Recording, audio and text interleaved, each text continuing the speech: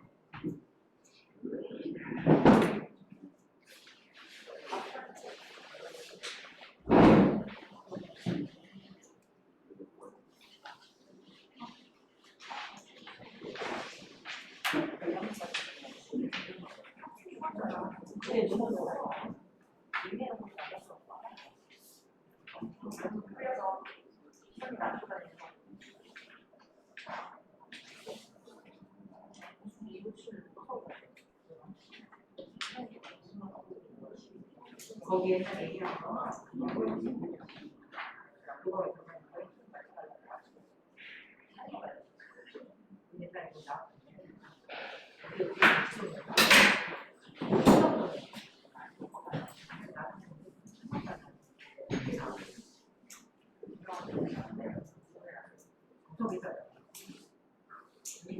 별걸 다 이렇게 못하고 제가 표현을 그거는 진짜 넘치도록 지금 그냥 미역하고 지금도 먹고 남기는 몇 다 해줬어요. 저기 보면 내가 말로 말로 해보시죠. 나는 노력하고 좀 말로 주시잖아요.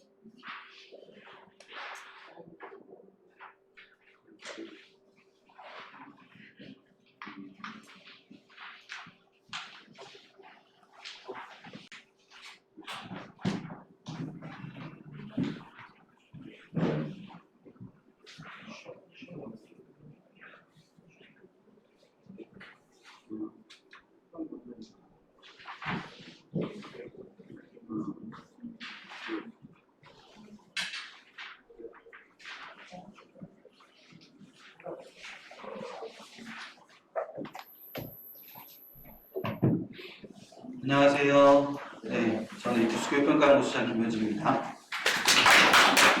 오늘 그 설명의 일부를 제가 할 거고요. 2부는 이제 저희 일산 지점의 원장님께서 2부는 하실 예정입니다. 1부는 이제 제가 올해 입시 환경과 관련된 부분이라든지 아니면은 재수를 할 때의 보편적인 마음가짐 뭐 이런 것에 대한 설명을 좀 드릴 거고요. 그래서 그런 설명을 드린 다음에 2부에서 이제 그래서 일산청소는 어떤 걸 준비하고 있는지 이것에 대해서 말씀을 드릴 예정입니다. 그래서 제가 한 40분 정도, 40분에서 50분 정도 하고 그 다음에 이제 원장님께서 한 1시간 정도나 50분 정도 하시지 않을까 싶은데 그렇게 해서 진행을 하는 걸로 이해하셨으면 좋겠고요. 그 이제 지금 이제 뭐 여러 발표들이 조금씩 나오고 있고 그다음에 발표와 상관없이 뭐 다시 하는 그런 구조도 있을 수 있는데 제가 생각할 때 재수를 할 때 하는 이제 여러 고민들이 있을 수 있는데 저는 이제 제 경험에 따르면 저런 고민들 중에 하나나 두 개, 뭐 아니면 또 더 많이 이렇게 하고 있는 거라고 저는 생각을 합니다. 뭐 예를 들면 뭐 선택 과목을 바꿔야 할까 뭐 저런 고민도 할 수 있는 거죠. 얼마든지 선택 과목을 뭐 국어 수학은 아니더라도 탐구 과목에 있어서 선택 과목을 바꾼다 뭐 이런 고민을 하실 수도 있는 거고 그다음에 뭐 제일 많이 하는 고민이 성공할 수 있을까 뭐 저런 고민을 할 수도 있고 그다음에 뭐 학원을 어디로 정해야 되나 뭐 이런 고민들도 하실 수 있고 여러 가지 고민들 하실 수 있을 거라고 생각이 돼요. 근데 적어도 맨 마지막 고민을 생각해보면 재수생에게 불리하지 않을까라는 그런 고민은 굉장히 이제 당연히 하실 수 있는 고민입니다. 그렇긴 하지만 재수생에게 분리해야 될 이유가 없어요, 사실은. 근데 이제 저런 고민들을 제가 언급을 한 가장 큰 이유는 저 고민들의 공통점이 있어요. 저런 고민들의 공통점은 굉장히 막연하고 관념적이라. 그러니까 막연하고 관념적이라는 고민, 의미는 막연하고 관념적이기 때문에 아무 도움이 되지 않는다. 그러니까 예를 들어서 적어도 성공할 수 있을까라는 고민을 한다면, 그러니까 우리가 이걸 해서 성공할 수 있을까라는 고민을 한다는 전제는 성공을 뭐라고 규정할 수 있느냐라는 것과 같아요. 선생님 다시 하면은 성공할 수 있을까 이렇게 물어보시거든요. 그럼 제가 되여쭤봐요. 어떻게 하면 성공일까요? 이렇게 여쭤보거든요. 내년 이맘때 어떤 모습이면 성공했다고 생각하실 거예요? 이렇게 여쭤봐요. 그러면 대부분 그 질문을 되돌려 받으신 분들의 대부분은 글쎄요, 성공이 뭘까요? 이렇게 물어보십니다. 그러니까 성공이 뭔지가 없는데 성공할 수 있을까라는 질문은 굉장히 무의미한 질문이잖아요. 어떤 의미에서 보면. 그러니까 선택 과목을 바꿔야 할까라고 했을 때도 우리는 무슨 생각을 했냐면 그럼 선택 과목을 당연히 왜 바꾸려는지가 있어야 되고요. 그러면 그 선택 과목을 바꿨을 때 효과를 뭐라고 생각하는지가 있어야 돼요. 근데 그게 아니라 그냥 그거에서 잘 안 됐으니까 선택 과목을 바꿔볼까? 뭐 이렇게 생각하시는 거거든요. 그러니까 저런 관념적인 고민을 하시지 않았으면 좋겠다라는 점. 그게 이제 첫 번째 포인트로 제가 드리고 싶은 말씀이고 두 번째는 선택 과목이나 뭐 이런 데서 굉장히 많이 드러나는 건데 선택 과목을 바꿔야 되는데 왜 바꿔야 되냐? 내가 아는 애가 예를 들면 지원을 해서 대학을 되게 잘 갔다. 우리 애는 물화를 했는데 지학을 해서 되게 잘 갔다. 그래서 지학으로 바꿀 거다. 뭐 이런 거예요. 그게 바로 타인의 경험을 절대화하는 거. 그러니까 다른 사람의 경험을 절대화해서 내가 그러면 지학으로 바꾸면 나는 대학을 잘 가냐 이거죠. 그러지 않을 겁니다.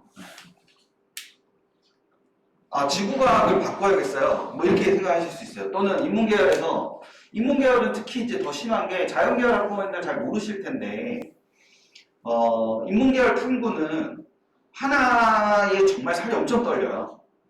한 문제에. 한 문제마다 막 애들이 막 몇천 명씩 있어요. 한 문제마다. 그러니까 이거 해도 점수가 안 나오기도 하고 이게 한 문제 따에 너무 후달려가지고 이거 안 되겠다. 그 심지어 이제 하나 틀리면 바로 2등급 가고 뭐 이런 게 인문계 사탐이니까. 그러니까 그렇게 해서 바꿔야겠다. 그러면 내 경험을 절대화하는 거잖아요. 그러니까 자신의 경험을 절대화해서 이것들을 문제를 해결하려고 하면 안 된다는 거예요. 그러니까 고민이 좀 더 구체적이어야 된다는 거예요. 이게 모집 설명회가 되게 힘들어요. 잘 모르시겠지만 제가 하는 설명회 중에서 되게 힘든 설명회에 해당돼요. 더더군다나 이제 여기 계신 분들이 다들 이미 기분이 안 좋으신 상태에서 오신 거잖아요. 그러니까 이게 이미 이제 여기에 이런 설명회를 들어와 있다는 것 자체가 짜증이 나는 거잖아요.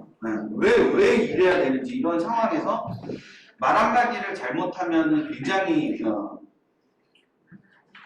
그쵸, 이게 제 학원이면 괜찮은데 제 학원이 아니니까 제가 또 말 잘못하면은 이 학원에 누를 끼치게 되는 거잖아요. 그러니까 말도 되게 조심스럽게 하게 되고 심지어 또 듣다가 나가시게 되면 나 때문인가? 이런 생각도 들게 되고 근데 자꾸 이 모집 설명회 특히 재수반 모집 설명회를 하게 되면요 제가 자꾸 화를 내게 돼요. 그러니까 그게 왜 그러냐면 너무 관념적으로만 접근을 하시는 것 같아서 화가 자꾸 나게 되는 거예요. 그러니까 이런 것들을 구체적으로 고민을 해야 되는 거예요. 제가 아까 좀 전에 말씀드린 대로 성공을 할 수 있을까라고 하면 성공의 기준이 있어야 된다고 말씀드렸잖아요. 아니면 기숙학원을 가는 게 좋을까, 통학하는 게 좋을까, 독재하는 게 좋을까? 그러면 적어도 뭐가 돼 있어야 되냐면 기숙의 장단점과 통학의 장단점과 독재의 장단점은 있어야 돼요. 그게 없는 상태에서 그냥 관념적으로 야 우리 사촌에 걔는 독재에서 잘했대. 너 그냥 혼자 해. 무슨 돈도 없는데 그냥 혼자 해. 그게 타인의 경험을 절대화하는 거잖아요. 정말 아픈 말씀을 드리면 일산은 교육열이 높은 지역 중에 하나예요. 그래서 3년 전 이맘때보다 조금 앞에 그러니까 중3 겨울이 되기 전에 엄청 심각하게 고민하셨을 거거든요. 고등학교 어디 보내야 되냐. 다들 그래서 타인의 경험을 절대화해서 고등학교 보내셨잖아요. 타인의 경험을 절대화한다는 게 무슨 말이냐면 입결이 좋은 고등학교를 보내셨을 거라고. 그게 우리 애랑 무슨 상관이에요? 그렇잖아요. 그러니까 자기에 대한 고민이 있어야 된다고. 내신을 따러 어느 고등학교를 갔는데 그 고등학교를 간 게 실패가 아니에요. 내신을 따라갔는데 내신을 못 땄으니까 실패인 거죠. 그러니까 어떤 게 포인트인지 생각을 되게 잘 하셔야 된다. 근데 그걸 다시 시작하면서도 그렇게 관념적으로 접근하시면 안 된다.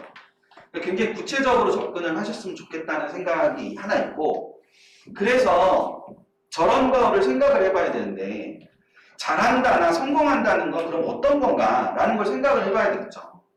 그러려면 이 잘한다와 성공한다는 걸 보통은 이런 걸 생각하시거든요. 뭐 입결이 좋은 곳에 가야 성공할 수 있다. 뭐 콘텐츠가 좋은 곳에 가야 성공할 수 있다. 뭐 아니면 사회권이 많은 곳에 가야 성공할 수 있다. 뭐 강사가 좋은 곳에 가야 성공할 수 있다. 이렇게 생각을 하시는데 저런 것들이 결과적으로는 다 내 고민은 없는 거잖아요. 나한테 콘텐츠가 많은 곳이 왜 필요한지가 있어야 되는 거 아닐까요? 그러니까 적어도 작년에 내가 수능을 못 본 게 다양한 문제를 많이 못 푼 게 원인이었다라고 생각되면 그러면 콘텐츠가 제일 좋은 곳을 가야 되는 게 맞는 거잖아요. 그거 아닐까요? 그러니까 내 고민이 있어야 되는 거죠. 그러니까 내가 왜 작년에 실패했는가가 있어야지. 그러니까 이런 게 없으니까 학원 오셔가지고 상담하시면 그러니까 제가 뭐 이렇게 학원 어디 갈까 이렇게 물어보면 꼭 상담을 가시라고 하거든요. 그럼 상담 가면 뭐예요? 뭐 상담은 맨날 똑같은 얘기만 하는데 이렇게 말씀하시는데 그게 고민 없이 상담 가시니까 그렇죠. 저런 고민 없으시니까요. 상담 오셔갖고 제일 처음 물어보시는 게 어떤 건지 아세요? 이 학원 선생님 좋냐고. 입장 바꿔 생각해보세요. 원장의 입장에서 어떤 학부모 오셔가지고 이 학원 선생님 좋냐고 물어보면 원장은 뭐라고 얘기해야 될까요? 좋다고 그래야죠. 배가가 더 좋아 이래요? 물어보나 말하는 질문 아닙니까? 과일집 가가지고 사과 보고 이 사과 이 집 사과 맛있나 이렇게 물어보면 그 과일집 사장이 뭐라 그래요? 저희 떨이로 사갖고 안 좋아 이래요. 그러니까 그 고민이 안 돼 있으니까 저런 걸 물어보실 수밖에 없는 거예요. 저희 애가 작년에는 문제를 다양하게 못 풀어서 시험 못 본 것 같은데 그러면 어때요? 이 학원은 그런 아이들을 위해서 문제를 얼마나 보유하고 있어요? 이렇게 물어보실 수 있잖아요. 근데 거기에서 맞은편에 앉은 사람이 저희 문제는 많이 안 풀리는데? 이러잖아요. 그럼 나오시면 되잖아요. 그런 학원을 왜 보내세요? 모든 아이에게 좋은 학원은 없습니다. 모든 아이에게 좋은 학원이 있다면 여기 안 와 계시겠죠. 거길 가셨겠지. 그러니까 나의 고민이 있어야 돼요. 나의 고민이 있어야 되고 나의 그 기준이 있어야 되는 겁니다. 그러려면 좀 전에 제가 말씀드린 대로 당연히 두 가지를 해야 되는데 하나는 성공의 기준을 설정하는 작업을 해야 돼요. 그러니까 오늘 이제 학생들이 많네요. 되게 다행스럽게도 학생들이 많아서 굉장히 다행스러운데 학생들뿐만 아니라 학부모님들께서도 부탁드리건데 모여서 얘기를 하세요. 야, 내년 이맘때쯤 너는 어떠면 성공했을 거라고 내가 판단할 것 같아. 또는 아이가 말하는 거죠. 나는 내년 이맘때 내가 어떤 모습이면 성공했다고 생각할 것 같아. 그 성공의 기준이 어떤 특정한 대학일 수도 있어요. 근데 어떤 기준도 있을 수 있냐면 솔직히 말씀드리면 내신이랑 활동하느라고 바빠가지고 수능 공부를 한 번도 제대로 해본 적이 없어. 올해는 수능 공부를 제대로 해보고 싶다. 라는 게 성공의 기준일 수도 있어요. 그러면 수능 공부를 제대로 한다는 게 성공의 기준이면 그것도 추상적이잖아요. 그쵸? 제대로 한다는 것 자체로. 그러면 나 하루에 5시간 이상씩 수능 공부 수업 듣는 거 빼고 5시간 이상씩 내가 계속 자습을 하면 나는 무조건 성공이라고 생각할 거야. 그럼 그 기준을 갖고 가는 거예요. 그러면 학원에 와서 물어보셔야죠. 야, 너네는 수업은 몇 시간이고 자습은 몇 시간이야? 근데 저희는 수업을 많이 들었어요. 자습은 2시간밖에 못해요. 그럼 그 학원 안 다니셔야 돼요. 그러니까 그런 성공의 기준이라는 게 명확하게 존재해야 되는 겁니다. 그러니까 그런 부분을 잘 생각을 하시고 성공의 기준을 설정하는 거. 그러니까 이런 성공의 기준이 여러 가지일 수 있어요. 여러 가지일 수 있는데 그 여러 가지 부분들을 잘 생각을 해서 세워놓는 겁니다. 수학을 극복하는 게 핵심인 것 같아 라고 생각을 할 수 있어요. 성공의 기준. 그럼 수학을 극복하는 기준은 어딘가? 예를 들어서 1등급을 받으면 된다. 그럼 1등급을 받으려면 수학을 몇 문제를 더 맞춰야 되는지가 있어야 되고 심지어 그게 어떤 영역에서 몇 문제를 더 맞춰야 되는지가 있어야 될 거예요. 그럼 그 어떤 영역에서 몇 문제를 더 맞추기 위해서 여기는 수업이 어떻게 깔려 있는지 그런 것들을 보실 수 있는 거죠. 근데 그런 게 없으니까 강사 좋냐고 물어보고 강사가 좋냐고 물어보는 게 학원 입장에서 답답하니까 저희는 이런 수업, 이런 수업, 이런 수업, 이런 수업을 할 겁니다. 그러니까 얘는 내가 원하는 답을 안 해주네. 그러고 딴 데 학원 가시는 거예요. 그러니까 그 부분을 생각을 해서 이걸 꼭 세워놓고 학원을 생각하실 필요가 있다라는 거. 근데 그걸 꼭 생각을 하셨으면 좋겠어요. 그리고 되게 주제 없는 말씀인데 하나만 드리면 저는 대학에 가야 되는 이유가 아직은 대한민국 사회에서 아직은 고등학교 졸업을 하고 성공이라는 단어를 쓰는 게 대학에 진학하는 거기 때문에 그렇다고 생각해요. 그러니까 어떤 대학을 가냐가 아니라 대학을 간다는 것 자체가 아직은 성공의 기준이기 때문에 가는 거거든요. 그래서 이 성공의 기준을 세워놓고 그 기준을 통과하느냐 마느냐가 아이들의 인생에서 굉장히 중요하다고 생각합니다. 그러니까 대학을 가면서 성공했기 때문에 그게 어떤 대학이기 때문에 성공이 아니라 대학을 가는 것 자체가 성공이기 때문에 그렇게 성공을 했으니까 다음 도전을 꺼리지 않게 되는 게 아이들 인생에서 제일 중요한 부분이라고 생각해요. 제가 이 말씀을 왜 드리냐면 자 들어보세요. 어떤 아이들이 어떤 집이 지금 성적이 이 정도인데요. 손을 잘 보세요. 지금 성적이 이 정도인데 이 정도의 대학을 가면 성공이라고 성공의 기준을 세워놨어요. 근데 재수를 하면 성적이 오르거든요. 당연히. 성적 다 오릅니다. 아니 다들 그렇게 생각하지 않으세요? 지금이 최악의 성적이라고? 그럼 더 떨어질 데가 어디 있습니까? 당연히 오르죠. 특히 모의고사 같은 거는 많이 올라요. 그래서 이렇게 쭉 올라요. 그래서 모의고사를 보는 내내 요 정도를 갈 수 있다는 생각이 들었어요.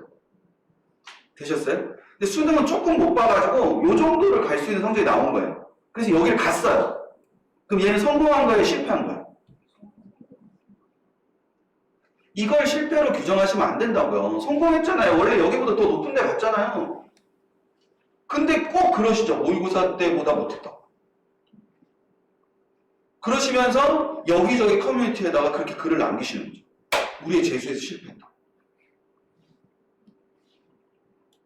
그게 최초의 성공의 기준이 없어서 그래요. 제가 생각하기에는. 그리고 걔는 분명히 좋은 대학을 갔지만 자기 인생을 실패한 인생이라고 생각하면서 살 겁니다. 걔가 앞으로 60년을 더 살아야 돼요. 그러니까 성공했다는 경험이 진짜 중요한 거기 때문에 성공의 기준을 명확하게 설정을 하시는 거, 그걸 꼭 하셨으면 좋겠고, 두 번째로는 그럼 그 성공의 기준을 설정할 때 있어서 또 하나 중요한 게 뭐냐, 왜 실패했는가를 생각을 해보는 거예요. 그러니까 성공의 기준을 채우기가 어려우면 제일 손쉽게 하는 방법은 왜 실패했지? 실패의 원인이 뭐지? 라는 걸 생각하는 거예요. 그러니까 그 실패의 원인을 설정하기 위해서 제일 먼저 해야 되는 작업은 실패했다는 걸 인정하는 거예요. 그러니까 너 왜 이렇게, 야, 모의고사 때 그렇게 시험 잘 봤는데 왜 이렇게 수능을 못 봤어? 그럼 애들이 와서 얘기하죠. 운이 안 좋았어요. 솔직히 말씀드리면 제가 제일 싫어하는 대답은요, 운이 안 좋았어요. 왜 싫어하냐면 학원에서 해줄 수 있는 게 없어. 운이 안 좋은 애를 학원에서 뭘 해줍니까? 기도만 계속 하면 되지 뭐하러 학원을 왜 다닙니까? 그러니까 그런 거는 이미 마음속에 실패를 인정하지 않는다는 거예요. 근데 조금만 더 들어가 생각해보세요. 애들은 왜 자기가 실패했다는 걸 인정하는 걸 싫어할까요? 부모님도 혹시 생각해 보신 적 있어요? 아, 그런 얘기 전혀 안 하세요, 애들이. 애들이랑 얘기하는 건 어느 대학 갈 거야 이거밖에 없어요. 그러니까 애한테 물어봤어요. 너는 왜 이렇게 실패를 인정 안 해? 근데 왜 이렇게 실패를 인정 안 해? 보다 더 중요한 거는 왜 그 아이가 마음속에서 왜 실패를 인정하고 싶지 않을까이지 않을까요? 제가 그냥 경험상 애들이 실패를 인정하지 않는 건요, 실패를 인정하면 자기가 할 수 없다가 돼버릴까 봐 그렇거든요.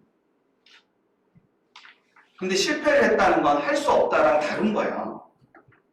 못했다는 거지 할 수 없다는 게 아니거든요. 할 수 없다는 건 앞으로 온 거고 못했다는 건 지금이 결과인 거잖아요. 그러니까 실패한 거는 지금 못했다라는 결과지 할 수 없다가 아니라고. 오히려 실패했기 때문에 할 수 있을 가능성이 더 높잖아요. 예를 들어서 어떤 걸 성공하기 위해서 방법이 10개가 있는데 그 중에 내가 실패를 했다는 거는 이 10개 중에서 적어도 1개 이상의 방법은 안 된다는 걸 깨달았다는 거잖아요. 그러면 10개를 새롭게 알아가야 되는 것보다 훨씬 더 유리한 조건인 거 아니에요?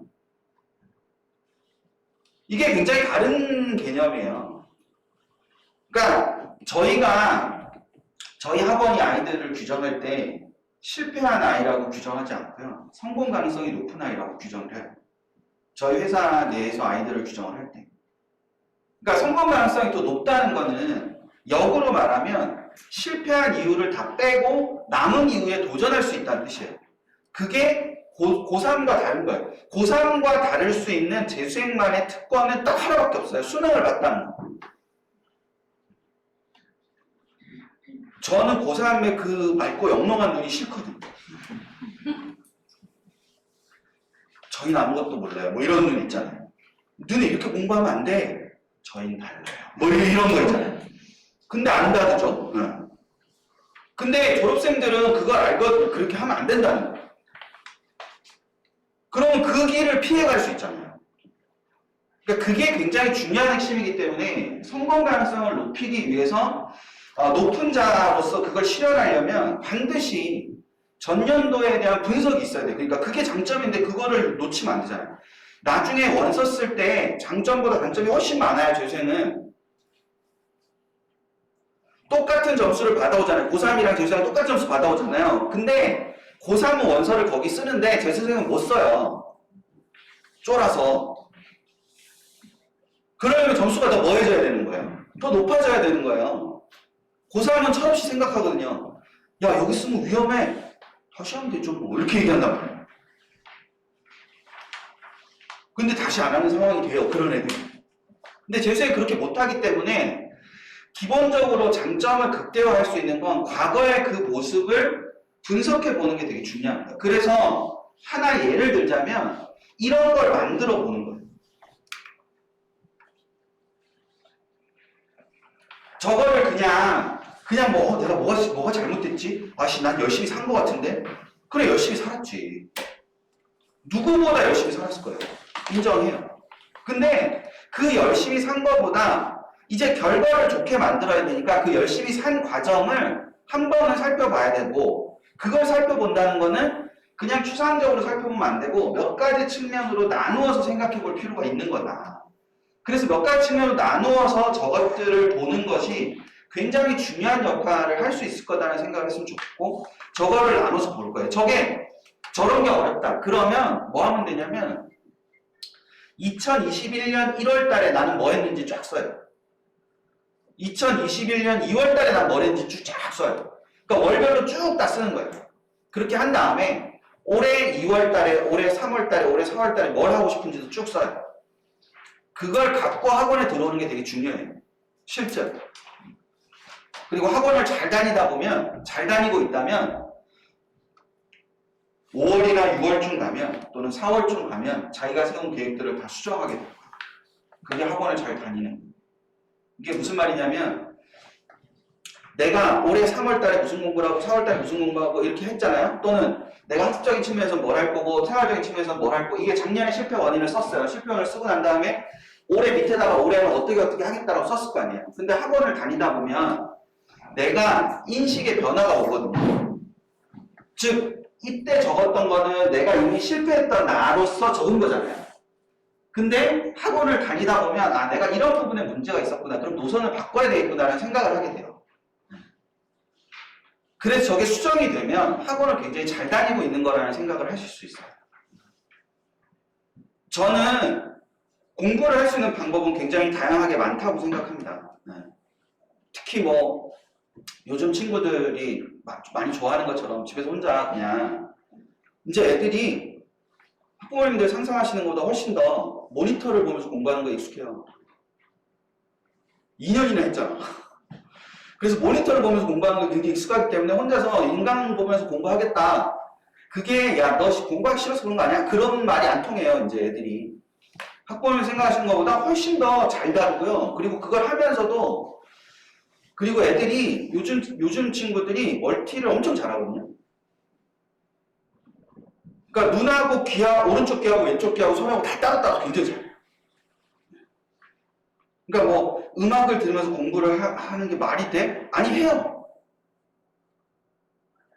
공부는 귀로 하는 게 아니잖아. 충분히 할 수 있어요. 뭐 공부하다가 애들 막 카톡하고 그러잖아요. 너 집중이 돼? 집중돼요. 애들한테 그 메시지 하나 보내는 건 숨 쉬는 거랑 거의 같거든요. 그래서 거의 뭐 그 메시지를 받는 애도 그게 의미 없다는 거 알아요. 근데 서로 불안하니까 그렇게 메시지가 왔다 갔다 하는 거고. 그러니까 그런 상황이라서 애들이 집에서 얼마든지 공부를 할 수 있어요. 혼자서. 그런 시대에 학원을 하는 저 입장에서는 굉장히 난감하죠. 애들을 학원으로 끌어들여야 되는 거니까. 그래 저희도 먹고 살죠. 근데 저는 개인적으로 제가 이렇게 저희가 이제 본부가 몇 개 나눠져 있어서 저는 이제 돈 버는 부서가 아니라 연구하는 부서라서 제가 굉장히 뭐 느슨하게 생각하는 건지도 모르겠지만 저는 학원을 다녀야 된다면 무조건 학원에 있는 인간들을 잘 이용해야 된다고 생각해요. 그러니까 다른 공간이 아니라 학원이라는 공간을 선택해서 재수를 한다. 그러면 학원에 있는 사람들을 최대한으로 활용하겠다는 목적 때문에 학원을 와야 된다고 생각한다. 혼자 공부를 할 때 애들은 경향성이라는 걸 가지게 돼서 그 경향성을 갖고 이렇게 가게 돼요. 근데 이 경향성이라는 게 아이들마다 다 다르다고 제가 말씀드렸잖아요. 좀 전에. 제가 그 말씀 드린 거거든요. 아이들마다 다 경향성이 달라서 필요한 것도 다 달라요. 근데 이게 그 아이가 뭐가 잘못된 게 아니라 혼자서 가다 보면 이게 어떤 한쪽으로 계속 전도되게 돼요. 근데 누군가 옆으로 이렇게 툭툭 쳐주게 되면 한 번씩 그러면 이걸 한 번씩 의심하게 되고, 이걸 이제 근사한 말로 회의라고 하죠. 의심을 품게 되고, 그러면 여기서 이쪽으로 더 가면 안 되겠구나. 그래서 점점 더 다른 쪽으로 조금씩 움직이려고 해요. 그게 옆에 한 발씩 던져주는 사람이 꼭 옳은 사람이어서가 아니라, 그 옆에 앉은 사람은 항상 얘와 반대편 얘기를 할 수밖에 없어요. 그러면 한 번 더 생각을 해보게 되는 거죠. 그걸 활용하기 위해서 학원을 다니는 거예요, 사실상. 그렇지 않으면 학원을 다닐 필요가 없어요. 비용적으로나 시간적으로나 학원을 다닐 필요가 없는 거죠. 그래서 당연히 학원은 아이가 선택해야 돼요. 왜? 그렇게 한 번씩 쳐주는 사람들의 말을 듣는 건 아니니까. 그렇지 않나요? 그래서 아이와 같이 상담을 하시는 것도 굉장히 중요하고, 아이가 의사결정을 하도록 하는 것도 되게 중요한 겁니다. 그 상황에서 야, 네가 선택했으니까 네가 책임져, 이건 아니에요. 네가 선택했으니까 네가 책임지는 게 아니에요. 그리고 애도 그건 알아요. 말씀 안 하셔도. 그러니까 그 상황에서 이런 것들을 쭉 살펴보는 것들을 좀 하실 필요가 있다는 거. 그거를 염두에 두시고, 2023학년도 입시, 제가 입시 얘기를 해야 되니까 입시 얘기를 잠깐만 하면 이렇게 돼 있습니다. 이게 지금 보시면 뭐 어떻게 보이시는지 모르겠지만 교과 전형의 비율이 굉장히 높아요. 그럼 여기 계신 대부분은 유리한 상황입니까? 불리한 상황입니까? 저게? 불리한 상황이겠죠. 제가 보면서 교과가 좋다고 얘기하는 사람은 한 명도 없었기 때문에 이때까지. 그러니까 이게 불리한 상황이에요. 심지어 이렇게 막 수능은 20.3%밖에 안 되는 이런 아주 적은 비율을 가지고 있습니다. 근데 이거는 전국 4년제 대학이에요. 아버님들도 꽤 계시는데 전국에 대학이 몇 개 있는지 혹시 아시는지 모르겠는데 저 통계에 사용되는 전국의 대학의 수는 198개입니다. 198개를 모두 합쳐서 저런 거예요. 근데 우리는 저 198개에 모두 관심이 있지 않기 때문에 저 통계는 무의미해요, 사실상. 그리고 또 하나 되게 재밌는 거는 이게 증가민원인데요. 증가민원 잘 보시면 재밌는 현상이 하나 발견이 됩니다. 잘 보시면 저거 잘 보세요. 빨간 거는 늘어난 거고 파란 건 줄어든 거잖아요. 근데 학생들은 좀 알아야 되는데, 학생들은 저런 그래프를 볼 때 딱 감이 딱 와야 되는데,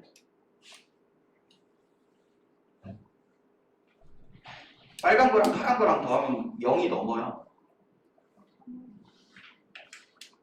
이상하지 않아요? 아니 2022학년도랑 2023학년도를 비교한 건데 저 빨간 거 파란 거 합치면 0이 나와야 되잖아요. 근데 0이 넘고 엄청나게 넘어요. 여기 6,009명이고 여기 6,067명인데 얘네들만 해도 0이잖아요. 거의 0에 가깝잖아요. 근데 여기 1,800이랑 800이 있으니까 2,600이잖아요. 그러면 이 시대에 학령 인구가 줄고 있는데 대학 정원이 늘었습니까? 그게 아니죠. 원래 2년 전에 못 뽑은 거를 엎어서 뽑을 수 있어요. 무슨 말 하는지 지금 아실까요, 혹시? 그러니까 2021학년도에 대학들이 갖은 노력을 다했어도 3월 개강하기 전까지 등록이 안 된 인원이 있을 거 아닙니까? 있어요. 수시도 끝내고 정시도 끝내고 심지어 추가 모집까지 했는데도 못 뽑은 인원이 생긴단 말이에요. 그러면 대학은 얘를 포기하기가 어렵잖아요. 걔네가 4년 동안 내는 등록금이 얼마인데. 그럼 걔네를 2년 뒤에다가 엎어서 뽑을 수가 있다고. 그러니까 2021학년도에 전국 대학에서 못 뽑은 애가 2,000명이 넘는다고요. 근데 걔네를 여기다 다 집어넣은 거죠, 그러니까. 단순하게 말씀드립니다. 무슨 얘기인지 아시겠어요? 네, 근데 이걸 한번 보세요. 이건 서울소재 상위 15개 대학. 이거 딱 보시면 이미 저 맨 위에서 딱 보실 때 이미 교과가 엄청난 차이를 보이고 있죠. 교과가 엄청난 차이를 보이고 있을 뿐만 아니라 수능은 두 배잖아요, 2배. 전국 대학 기준보다. 2배나 수능이 많습니다.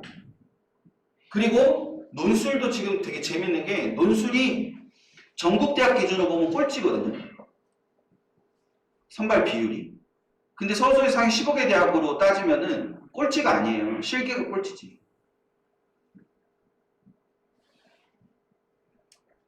전국의 논술을 보는 대학은 해마다 조금씩 다른데 30개가 좀 넘습니다. 그럼 198개 중에 30개면 20%가 채 안 되잖아요. 근데 서울소재 상위 15개 대학 중에서 논술을 실시하지 않는 대학은 서울대와 고대 2개밖에 없어요. 나머지는 다 논술을 실시합니다. 그러니까 전형별로 온도차가 전국대학하고 서울소재 상위 15개 대학은 완전히 달라요. 지금. 이런 상황이 재수에게 불리한 상황이라고 말할 수 없습니다. 또 하나는 어디에 있냐면 올해 졸업하는 고3들, 그러니까 2022학년 수능을 봤던 현역들이 제일 위험했던 점이 어떤 점이냐면 이 친구들이 중3 때 고등학교를 결정할 때 수시 선발 비율이 최고치였습니다. 그러니까 고등학교를 가면서 다 무슨 생각을 하면서 갔냐면 수시로 대학을 가야 된다고 생각하고 간 거죠. 근데 이 친구들이 대입을 치르는 해가 됐더니 정시 선발 비율이 늘었다는 거죠. 그러니까 수능 준비가 돼 있는 친구들이 거의 없는 상황이 되었다는 거죠. 근데 이제 올라오는 3학년들은 조금 상황이 다른 게 올라오는 3학년들은 이미 고등학교를 갈 때 정시가 늘지도 모르겠다고 생각하고 간 애들이에요. 근데 문제는 고등학교가 수시 중심의 고등학교가 정시 중심의 고등학교로 전환하는데 빨라야 3년이 걸립니다. 그러니까 일선 고등학교들이 정시 중심으로 전환이 아직 안 돼 있는 상태라는 거죠. 그렇기 때문에 정시 공부를 하기가 되게 어렵습니다. 수능 공부를 하기 되게 어려운 상황이에요. 그 상황에서 수능 위주 선발 인원이 많다는 거는 어떤 의미에서 보면 굉장히 호재라고 볼 수도 있어요. 그걸 생각하실 수 있는 게 하나고, 또 하나는 재밌는 거는 얘네도 보면 다 합치면은 0이 안 돼요. 그쵸? 서울소재 상위 15개 대학도 못 뽑아서 뭐 한다는 거예요? 2023학년도 넘긴 인원이 있다는 거예요. 그게 한 300명 정도 되는데 그 인원이 있어요. 근데 그 인원을 얘네는 어떻게 한 거예요? 정시에다 다 집어넣은 거죠. 그러니까 수능 위주 전형을 늘리는 건요, 학교가 급이 안 되면 못 늘려요, 사실은. 왜냐면 학교가 급이 안 되면 정시에서 또 못 뽑으면 추가를 모집을 해야 되고 추가 모집을 또 못하면 또 2년 뒤로 또 넘겨야 되잖아요. 그런 부담이 있기 때문에 뭐 일단 수시에서 땡기고 보자가 된단 말이에요. 그러니까 수시로 다 집어넣는 거예요. 근데 이 정도 되면 서울소재 상위 15개 정도 되면 야 됐어.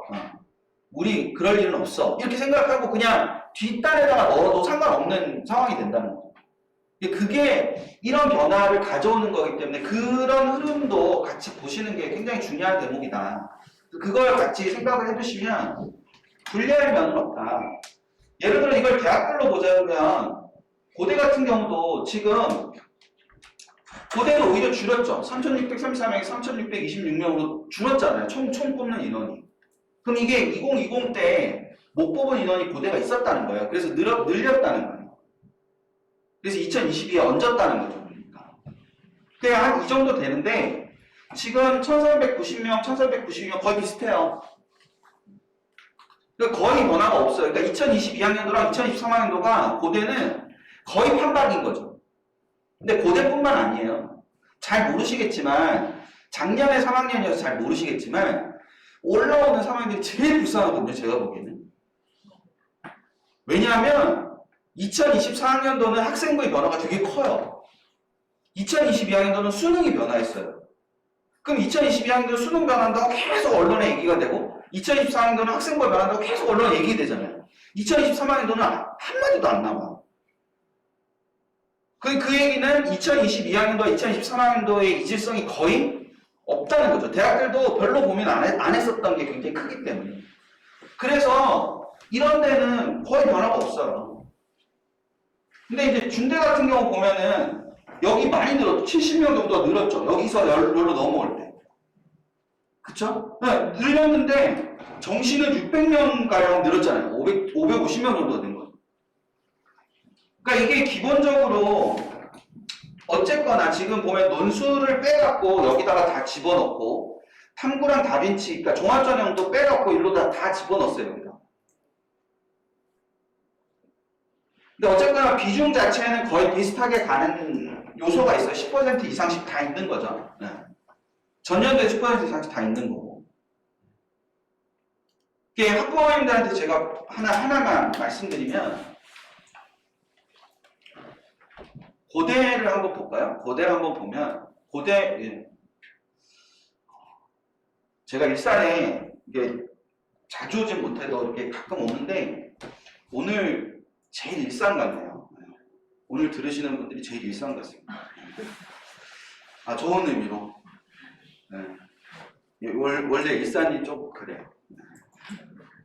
이렇게 처음에 이렇게 되게 수줍어 하시다가 몰입이 되게 빠르신 지역이 일산이거든요. 네, 지역마다 다 달라요. 네. 어디는 가면은 처음부터 끝까지 계속 이렇게 밀어내시고 가시는 분이 계시고 이런데 그 일산 오늘은 되게 잘 들으시네요. 그래서 원래 예정이 없던 걸 하나만 하겠습니다. 여기 38.3%라고 돼 있어요. 그럼 정시가 38.3%라는 뜻이에요. 저 뜻은. 그러면 수시가 몇 퍼센트냐면은 62% 정도 되는 거잖아요. 61.7% 아니에요. 그럼 그냥 단순하게 그냥 6대 4라고 해볼게요. 수시는 6이고 정시는 4잖아요. 그러면 이제 이렇게 생각하실 수 있어요. 그래도 수시를 많이 뽑는 거 아니야? 수시로 대학 가야 되겠네? 이렇게 생각하실 수 있어요. 근데 고대를 저 3개 전형을 다 쓸 수 있는 애가 전국에 몇 명이나 있어요.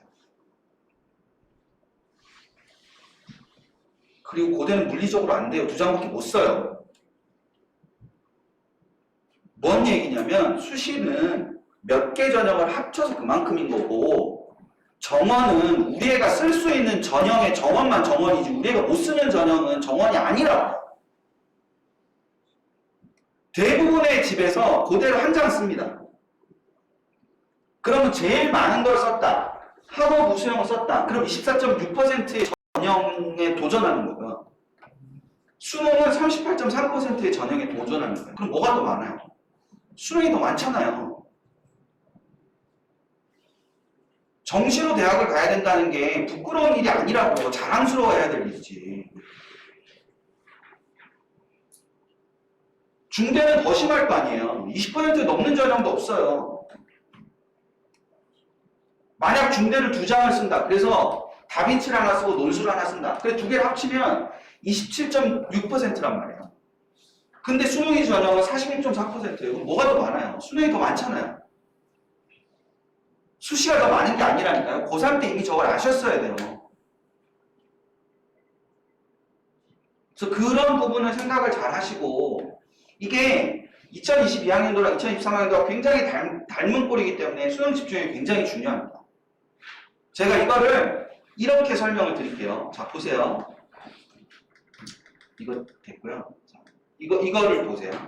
2명의 아이가 있어요. 2명의 아이가 있는데 이 2명의 아이가 요게 대학 서열이에요. 여기로 가면 가고 싶은 대학이고 여기 안 가고 싶은 대학이고. 근데 쟤네 둘이 내신이 같아요. 내신이 같으면 둘이 가는 대학이 서로 뭐 해야 됩니까? 비슷해야 되지 않나요? 그렇죠? 가야 되는 대학이 서로 비슷해야 되니까 저렇게 비슷하게 갈 거예요. 근데 A와 B의 수능 경쟁력이 저렇게 달라요. 이제 마스크를 핑계로 대답을 안 하실 거 아는데 그래도 한번 B한테 저 내신은 쓸모가 있을까요? 쓸모가 없을까요? 쓸모가 있죠. 그럼 A한테 저 내신은 쓸모가 있을까요? 쓸모가 없을까요? 쓸모 없어요. 제 내신이 얼마예요? 지금 내신이 얼마인지도 모르시고 막 남의 집에 가고 막 넌 쓸모없네 말고 무슨 얘기냐면요. 지금 누구도 쟤네 내신의 숫자를 가지고 내신이 쓸모있다 없다를 판단하지 않으셨다는 거죠.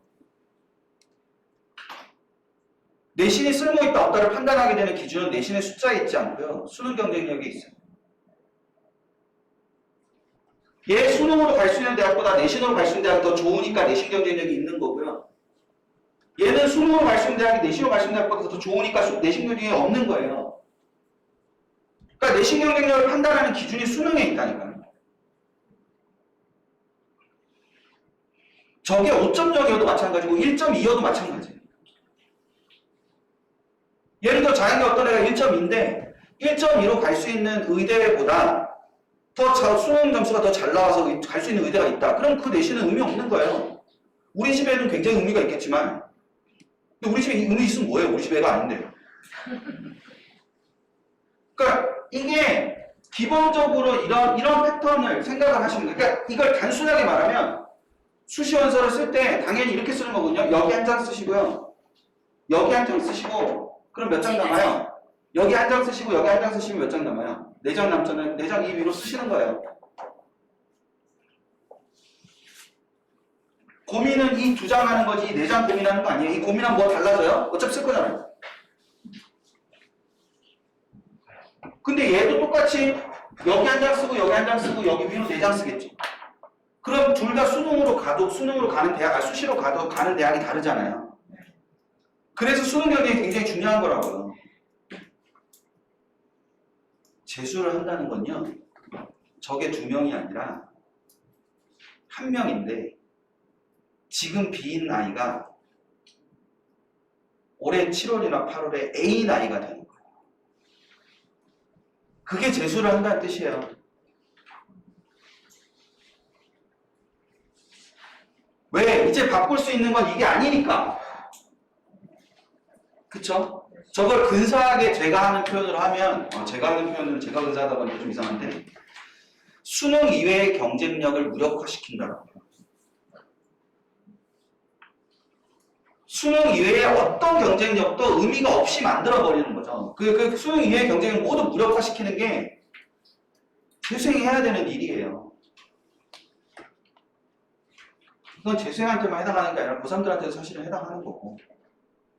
그래서 이걸 B와 A가 따로따로 존재하는 게 아니라 B인 I가 A가 되는 게 목표여야 된다는 생각을 꼭 하셨으면 좋겠어요.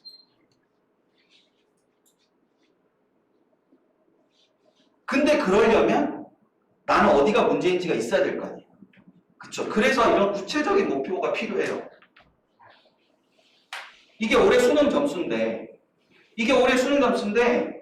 이게 이 6.32%라는 건 이제 그 가탄 기준으로 저 정도 상위 누적 비율이 나온다 뭐 이런 뜻이에요.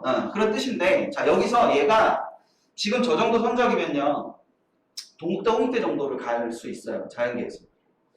그 애가 와가지고 야 애가 왔어요. 너 지금 어디 갈 수 있어? 동대 정도 갈 수 있을 것 같아요. 그래? 너 목표가 어디야? 그러면 제일 답 없는 애 뭐라고 답하는지 아세요? 제일 답 없는 애는 저한테 욕 엄청 먹는 애? 저한테 진짜 욕 많이 먹는 애. 야, 너 지금 어디쯤 갈 수 있어? 라고 물어보면 몰라요? 이렇게 얘기해요. 못해요. 뭐 이런 거. 적어도 지금 자기가 어디를 갈 수 있는지는 있어야 돼요. 상담을 하면서. 그러니까 야, 너 목표 어디야? 좋은데? 뭐 이런 소리 하고 있으면 맞아요. 저 진짜. 걔보다 조금 낫지만 아무 의미 없는 애. 저 중대 정도 가면 될 것 같습니다. 그래? 그럼 너 몇 문제 더 맞춰야 돼? 어떻게 공부해야 돼? 잘. 그래가지고 무슨 공부를 합니까? 공부는 그렇게 하는 게 아니라고요. 근데 예를 들어서 얘가요. 수학 하나랑 탐구 2문제를 더 맞잖아요. 그럼 이렇게 바뀐 게 보이시죠? 네, 수학 하나랑 탐구 2문제를 더 맞추면 3문제 더 맞힌 거잖아요. 그럼 상위 누적이 지금 몇 % 더 좋아졌는지 한번 보세요. 2% 정도 더 좋아진 거고 그럼 당연히 가는 대학이 뭐 해줄 거예요? 달라질 거 아니에요. 뭔 얘기 하는지 좀 아시죠? 네. 저런 거를 하기 위해서 학원을 다니는 거예요. 학원을 다니는 거는. 그러면 얘가 경희대나 중대 정도가 걸린단 말이에요. 그럼 제가 아까 말씀드렸죠. 저 중대만 가면 돼요. 그러면 너 몇 개 틀리면 돼. 그럼 얘가 뭐라고 답을 해야 된다고? 몇 개 더 맞추면 돼요. 이렇게 물어보면 저 3문제 더 맞추면 돼요. 뭐서? 수학 하나랑 탐구 2개. 그럼 탐구는 어디서 맞출 건데? 그러면 탐구는 얘처럼 생원에서 하나 더 맞추고 지원에서 하나 더 맞출 거예요. 그럼 그 다음 무슨 대답도 나와야 되냐면 그 한 문제를 더 맞출 게 어느 파트인지가 나와요. 그럼 그게 나온 상태에서 선택 수업을 하는데 선택 수업을 할 때 그걸 마치기 위해 선택 수업을 듣는 거가 돼야 되잖아요. 그렇게 선택 수업 듣는 거 하고 아, 저 선생님 좋아서 들어요. 이런 거 하고 선생님 좋아서 어떡할 건데. 근데 얘가 국어 80이 좀 부끄러워가지고 국어 한 문제랑 수학 한 문제랑 탐구 한 문제를 더 맞춘다. 그럼 2.69%가 돼요. 그럼 당연히 연대, 고대 그 틈을 걸리는 거거든요. 그럼 얘가 여기서부터 여기까지 오는데 지금 몇 문제인지 세보세요. 많이 걸리는 거 아니잖아요. 6문제잖아요. 아, 물론 대전제는 이 점수가 지 점수여야지. 아, 이게 무슨 얘기냐면은 찍어서 맞은 게 없어야 된다고. 저희 찍어서 맞으면 좀 의미가 없는 거잖아요. 그러면 저 6문제 더 맞추려고 10개월 공부하는 거예요. 그러니까 저런 게 구체적으로 서 있어야 된다고요. 저게 안 서 있는 상태에서 뭘 합니까? 그럼 학원 상담 같은 데를 가셔가지고 저런 거 물어보실 수도 있지 않아요? 선생님 좋아요가 아니고 저희 여기까지 보낼 건데 그럼 얘가 몇 문제를 더 맞추면 되겠습니까? 그럼 어느 학원은 많이 맞춰야죠. 이럴 거고 어느 학원은 얘 보니까 국어는 어디까지 갈 수 있을 거고 수학은 어디까지 갈 수 있을 거고 이렇게 얘기를 하는 학원도 있을 거 아니에요. 그럼 그 학원 가셔야 되는 거 아니야? 학원을 그러니까 뭐 어떻게 판단하고 계신지도 잘 모르겠어요. 저는 문과도 똑같아요. 그냥 이게 인문계입니다.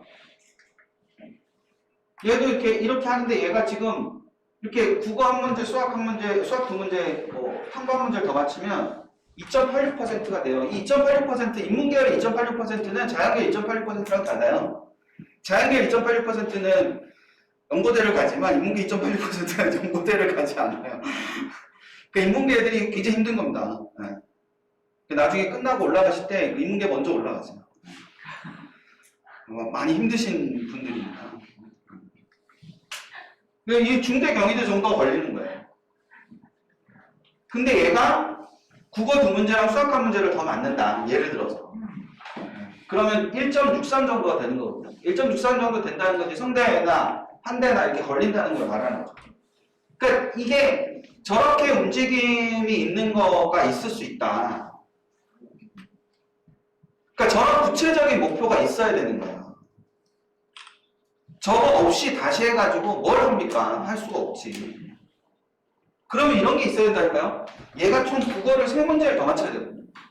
그럼 3문제를 더 맞추려면 어디서 더 맞힐 건지 문학에서 2문제, 독서에서 1문제 이럴 수도 있고 선택에서 1문제, 문학에서 1문제, 독서에서 1문제 이럴 수도 있고 그럼 문학에서는 어디서 맞힐까? 그럼 난 소설에서 맞힐 거야. 그럼 소설에서 너가 뭐가 문제였어?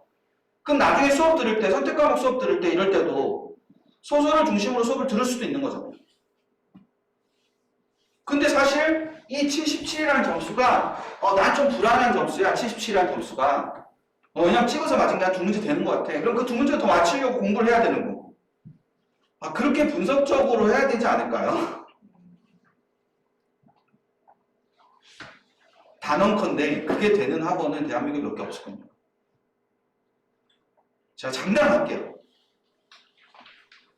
왜? 아마 대부분 학원은 이것도 못 뽑을걸요? 표점 보고 원점수도 못 뽑을 거라고요. 대부분 학원은. 왜? 선택 과목에 따라 다르니까. 그리고 평가원은 원점수별로 발표 안 하니까. 원점수 몇 점이면 표준점수 몇 점 이렇게 발표 안 하니까. 그런 디테일이 차이가 있는 겁니다. 올라가면 올라갈수록 그 디테일이 모든 걸 좌우하는 거고. 그런 부분들 생각을 많이 하시고 준비를 하시면 되지 않을까 싶습니다. 그래서 일산청설이 뭘 준비하고 있는지는 이제 2부에서 우리 정유총 원장님 모시고 말씀을 들으면 되지 않을까 싶습니다. 네, 그래서 2부는 저희 정유총 원장님께서 해주실 거고, 네, 박수로 맞이해 주시기 바랍니다. 저희 키 차이가 많이 나가지고 제가 이렇게 계속 서 있어야지 나는 여기 위에. 저 이렇게 마스크로 미모가 가려져서 제가 되게 속상한 분입니다. 굉장히 잘생기셨고 원래 수학이었죠. 네, 수학 부분을 되게 잘하시는 분이라서 이렇게 들어보시고 끝나고 나시면 뭐 상담도 원장님하고 많이 하시고 그렇게 하시면 좋지 않을까 싶습니다. 네, 고생 많으셨습니다. 일부 담당할 그 일선 점수를 원장 정해줍니다. 저는 이제 달력이 넘어갔으니까 6년 전까지 수학 강사였고요. 지금은 아이들 입시에 관련된 부분, 학과 선생님들하고 담임들하고 그 부분을 고민을 많이 하고 있습니다. 제가 현장에서 상담하면서 정말 많이 들었던 질문 중에 한 개입니다. 재수는 언제 해야 됩니까? 이 질문을 가장 많이 받습니다. 저는 개인적으로 이렇게 생각하거든요. 우리 아이가 수능을 치르고 나서 작년 11월 18일에 수능을 치렀으니까 벌써 2달이 지난 거잖아요. 횟수는 2년이 지난 거예요. 그러면 그 아이가 만약에 머릿속으로 재수를 고민했다면 그 친구는 이미 그 순간부터 수험생인 거잖아요. 저는 저한테 여쭤보는 분들한테 되게 이렇게 한번 여쭤보거든요. 작년에 네가 고등학교 3학년, 그러니까 예비 고3이죠. 선배들은 수능을 치를 때 아이는 고2였어요. 대한민국의 어떤 학생도 고등학교 2학년 때 나는 겨울방학 시작하면 공부해야지 라고 하지 않습니다. 어디에서든 공부를 하고 있을 거란 말이에요. 자, 이제 2학년 학년말 학기말고사까지 다 마치고 이제 겨울방학이에요. 지금 이제 겨울방학 시즌입니다. 재수를 하겠다고 마음먹은 친구는 뭘 해야죠? 수험생이에요. 다른 친구들의 경험하지 못한 사례까지 갈 필요 없어요. 나는 작년 고등학교 3학년 겨울방학 때 뭘 했느냐? 일찍 시작하면 지칠 거니까 조금 쉬어야지? 없어요. 없습니다. 그러면 그분들이 궁금해하는 답은 나온 거잖아요. 내가 머릿속으로 재수한 그 순간부터 이미 나는 재수입니다. 자, 그리고 물론 결혼에 이런 학생들이 있습니다. 올 1등급이라는 남들이 부러워하는 성적 가지고 재수학을 오는 친구들이 있어요. 그러니까 그 아이는 다른 사람들이 원하고 다른 사람들이 부러워할 만한 성적은 관심도 없는 거예요. 내가 원하는 목표는 딱 한 개입니다. 근데 그들도 밖에서 볼 때는 재수생이에요. 자, 이런 거 아닌가요? 들어올 때의 성적은 다 다르지만 나갈 때의 성적은 대부분 비슷할 거란 말이에요. 들어올 때 A라는 내 친구가 나보다 고등학교 3년 내내 공부를 잘했어. 그러니까 제가 만약에 올 1등급 받으면 나는 양보해서 올 2등급 받아야지. 그렇게 마음먹고 재수하러 오는 친구 있겠어요? 누구나 목표는 올 1등급. 누구나. 하지만 지금 여기 계신 그 학생들은 너무나 잘 알고 있는 내용이고 부모님들은 약간 좀 뭐랄까 낯선 부분도 있는데요.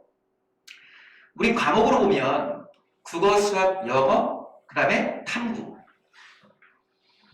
과목으로 면 5과목이잖아요. 탐구가 2개니까. 한국사는 완전히 깍두기 같은 과목이기 때문에. 그럼 이 5개의 과목 중에서 내가 재수를 하면서 성적을 올리고 싶어서 오는 친구들이 재수학원에 온다는 건 성적은 올리고 싶은데 작년에 내가 했던 생각은 그대로 끌고 오면 얼마만큼 달라질까요? 성적을 올리고 싶은 만큼 내 생각도 바뀌어야 되는 거 아닐까요? 내 생각이 바뀐다는 건 몸이 반응할 거고, 몸이 반응한다는 건 머리가 작동할 거고, 그러면 어느 순간에 성적이 이렇게 연쇄적으로 작동하지 않겠습니까? 아까도 김병수 선생님이 잠깐 언급하셨는데, 재수하려면요, 보통 수험생이 45만 명이에요. 그 45만 명 중에서 한 30만 명 정도는 고등학교 3학년 학생이고요. 나머지 15만 명이 N수생이라는 거예요. 그럼 재수할 때 목표는 뭐냐? 이 과목 5개의 과목 중에서 딱 2개로 분리되잖아요. 4과목은 상대평가고요. 영어 하나는 절대평가예요. 이 뭐죠? 단어의 의미를 기가 막히게 파악을 하셔야 되는데 상대평가라는 건 난 너 재수 어떻게 할래? 열심히요. 네가 원하는 대학이 어딘데? 어디요? 그럼 나만 잘한다고 되는 게 아니잖아요. 나는 5, 1등급 받았어요. 그런데 내가 원하는 그 대학교하고 그 학과에 지원하는 친구들도 다 1등급인데 100분 이상으로는 내가 꼴등이에요. 그러면 그 대학 못 가는 거잖아요. 그러니까 이 상대라는 말이 뭐냐면요. 상대적인 위치를 표현하는 거거든요. 그러면 이 재수를 마음먹은 순간부터 고3 때는 만약에 못했다면 이 재수를 전략적이고 현명하게 하려면